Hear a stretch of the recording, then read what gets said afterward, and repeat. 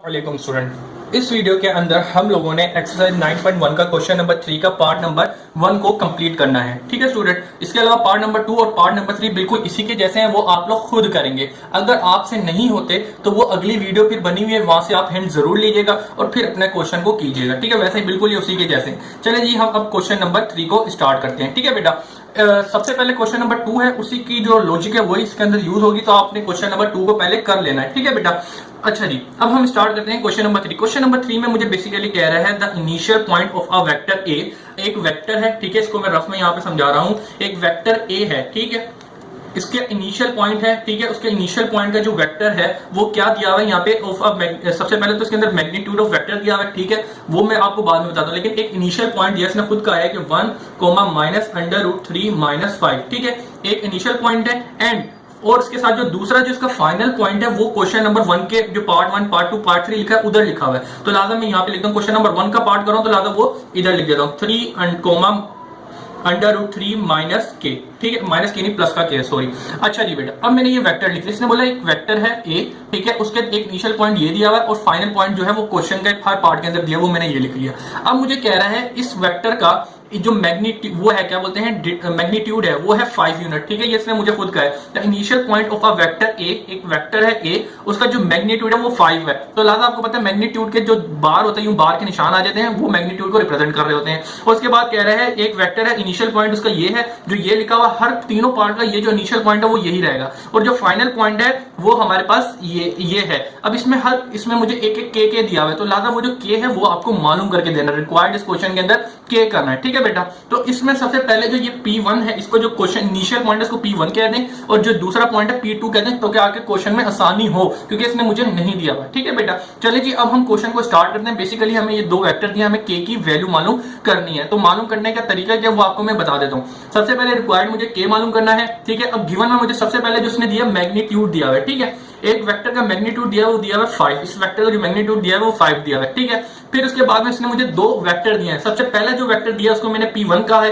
ठीक है बेटा, वो क्या दिया है 1 माइनस अंडर रूट 3 माइनस 5 दिया है, ठीक है बेटा, सबसे पहले जो इसने मुझे दिया हुआ है। फिर इसके बाद आ जाते हैं दूसरा P2 क्या दिया हुआ है मुझे 3 अंडर रूट 3 के, ठीक है, ये एक ब्रैकेट है बेटा। आप सबसे पहले इसको क्या करते हैं, इनको अपनी आसान फॉर्म में, कोऑर्डिनेट फॉर्म में लिखा, कार्टेशियन के अंदर लिख लेते हैं ताकि आपके लिए आसानी हो। उसके अंदर कन्वर्ट करने का तरीका क्या होता है कि ये ब्रैकेट को हटा देते हैं और आई जे और के लिख के आ जाता है, ठीक है, और ये कॉमर्स भी हट जाते हैं। तो मैं ये कर देता हूं, आई है आई माइनस अंडर रूट 3 जे आ जाता है दूसरे के साथ, और तीसरे के साथ के आ जाएगा, ठीक है, मैंने के लिख दिया। इसी तरीके से नीचे भी करते हैं, आई प्लस अंडर रूट 3 जे और प्लस के आ गया, ठीक है बेटा।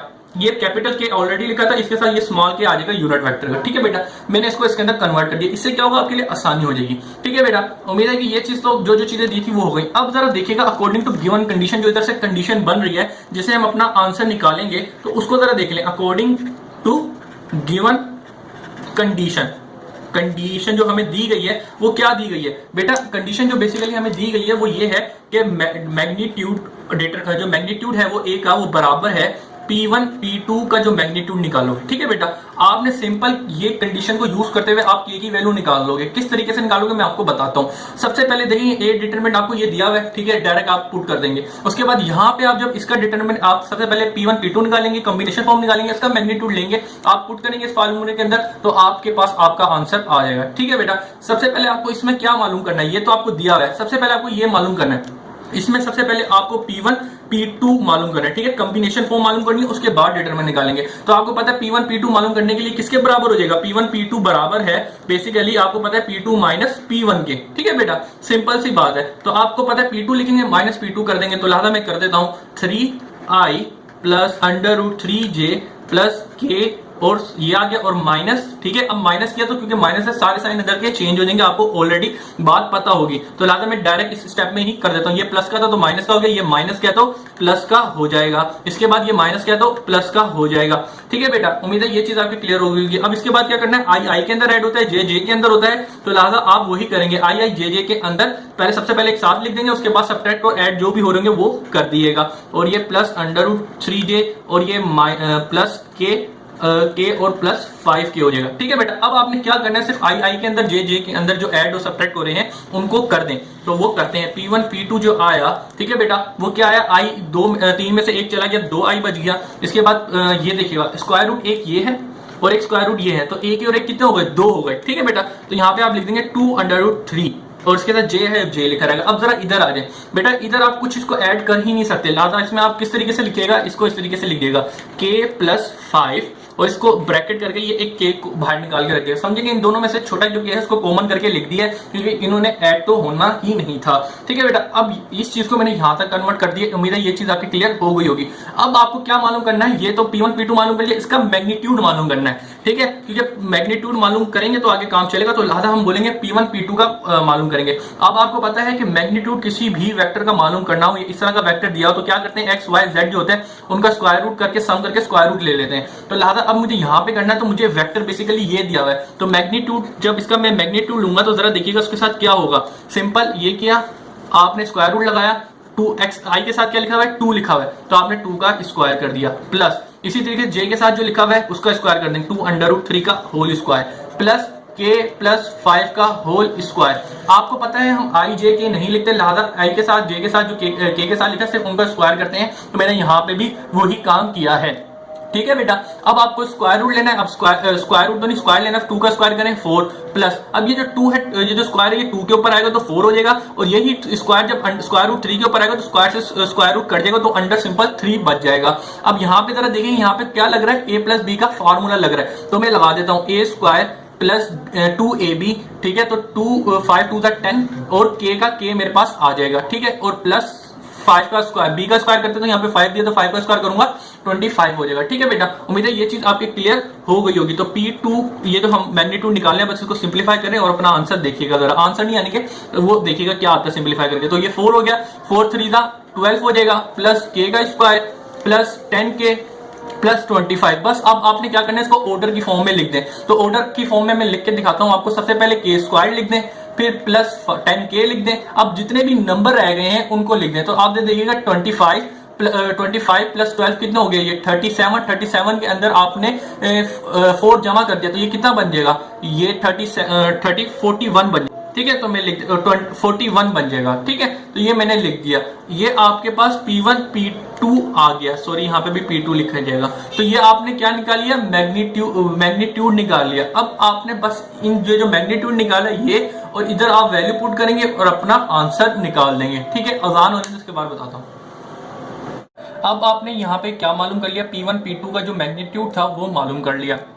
अब आगे क्या करना है, यूजिंग द गिवन कंडीशन, जो हमें कंडीशन दी गई है उसको यूज करते हैं। कंडीशन क्या दी गई थी, मैग्नीट्यूड ऑफ ए बराबर है P1 P2 के।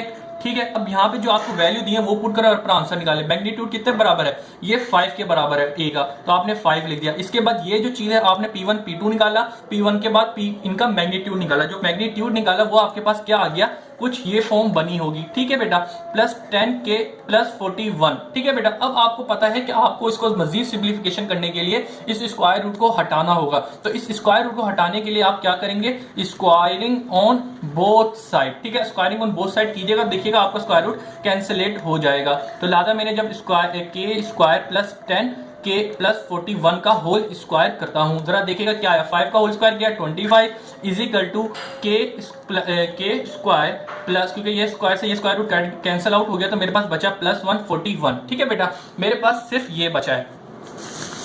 अब इसके बाद क्या करना है, इसको मैं आगे कंटिन्यू करता हूं। यहां पर जरा देखिएगा इसके अंदर क्या होगा। अब बेटा आपको पता है ये प्लस क्या इधर जाएगा माइनस का, क्योंकि मुझे क्वाड्रेटिक फॉर्म बनानी है, k की वैल्यू निकालेंगे क्योंकि क्वाड्रेटिक फॉर्म बन रही है यहाँ पे। प्लस 10k प्लस 41 माइनस 25 हो जाएगा। ठीक है, इज इक्वल टू यहाँ पे मेरे पास 0 रह जाएगा। अब आगे लेके चलते हैं, k स्क्वायर प्लस 10k, अब 41 में से माइनस 25 करेंगे तो आपके पास 16 बच जाएगा, और ये जो 0 इज इक्वल टू मैं इधर लेके आ जाता हूँ, कोई इशू नहीं होगा। ठीक है बेटा, अब क्या करूंगा मैं यहाँ पर, अब जरा देखिएगा इसको मुझे सिंप्लीफाई करना है। यहाँ पे दो चीजें, क्या कि बेटा यहाँ पे मैं क्वाड्रेटिक फार्मूला लगाऊं, या तो क्वाड्रेटिक फार्मूला लगाऊं या मिडिल टर्म ब्रेक करूं। तो बेटा यहाँ पे आप देखेंगे मिडिल टर्म ब्रेक हो रही है तो मैं मिडिल टर्म ब्रेक करूंगा।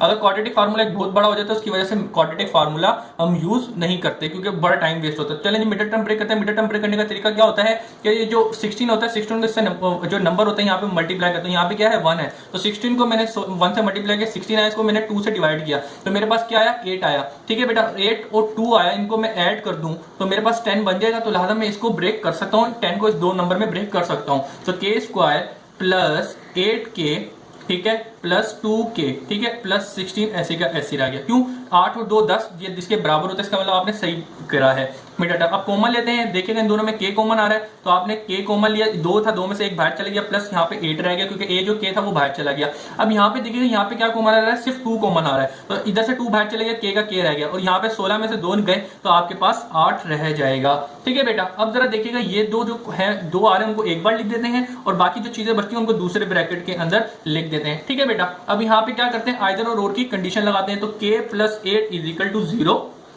और k plus 2 is equal to 0, ये आइदर और की कंडीशन निकल गई। यहां से जरा देखिएगा k की वैल्यू क्या निकल के आई -8 और यहां से जरा k की वैल्यू देखिएगा क्या निकल गई -2। ठीक है बेटा उम्मीद है कि आपके फाइनल आंसर ये है तो लेकिन आप रिप्रेजेंटेशन के लिए आप रिजल्ट की हेडिंग डालिएगा और इसके अंदर करके आप वैल्यू लिखिएगा k आया -8 और एक के आया आपका -2 तो दैट योर रिक्वायर्ड आंसर। बेटा उम्मीद है कि ये चीज आपकी क्लियर हो गई होगी, बड़ा ही ज्यादा आसान चीज थी। एक बार दोबारा रिवाइज करा देता हूँ। बेसिकली हमें कहा गया कि ए वेक्टर ए है जिसका मैग्नीट्यूड 5 दिया गया है, उसका इनिशियल पॉइंट ये दिया है और फाइनल पॉइंट जो है आपको हर क्वेश्चन के पार्ट में दिया गया होगा। जो इनिशियल पॉइंट है उसको मैंने P1 कहा था और जो दूसरा पॉइंट था उसको आप P2 कहेंगे। बेसिकली आपको इसके अंदर कंडीशन जो दी गई है मैग्नीट्यूड ऑफ ए जो है वो बराबर होगा P1 P2 के मैग्नीट्यूड के, सीधी सी बात है। ठीक है बेटा तो लिहाजा सबसे पहले P1 P2 यानी कि कॉम्बिनेशन फॉर्म निकालेंगे। आपको पता है कॉम्बिनेशन फॉर्म का ये फार्मूला लगता है कि P1 P2 है तो उसको P2 माइनस P1 लगेंगे। तो यहाँ पे मैंने वैल्यू पुट करी, माइनस करना था तो माइनस करके मैंने P1 का वेक्टर निकाल लिया। अब वेक्टर जब निकाला तो मुझे इसका मैग्नीट्यूड निकालना है। मैग्नीट्यूड निकालने के लिए मैं बेसिकली ये वाला फार्मूला यूज करूंगा मैग्नीट्यूड का। तो ये मैग्नीट्यूड किया तो मेरे पास इसको मजीद सिंप्लीफाई नहीं कर सकता तो ऐसी का ऐसी रहने दूंगा। अब आप क्या करेंगे जो गिवन कंडीशन थी आपकी कि मैग्नीट्यूड ऑफ ए बराबर है P1 P2 के तो लिहाजा मैंने इसके बराबर कर दी। अब ए की वैल्यू यहाँ पे पुट कर दी और P1 P2 की वैल्यू जो मैंने निकाली थी वो यहाँ पे पुट कर दी। स्क्वायर रूट को खत्म करने के लिए स्क्वायरिंग रूट किया, उसके बाद आपको पता है कि P प्लस का था इधर जाके माइनस का हो गया।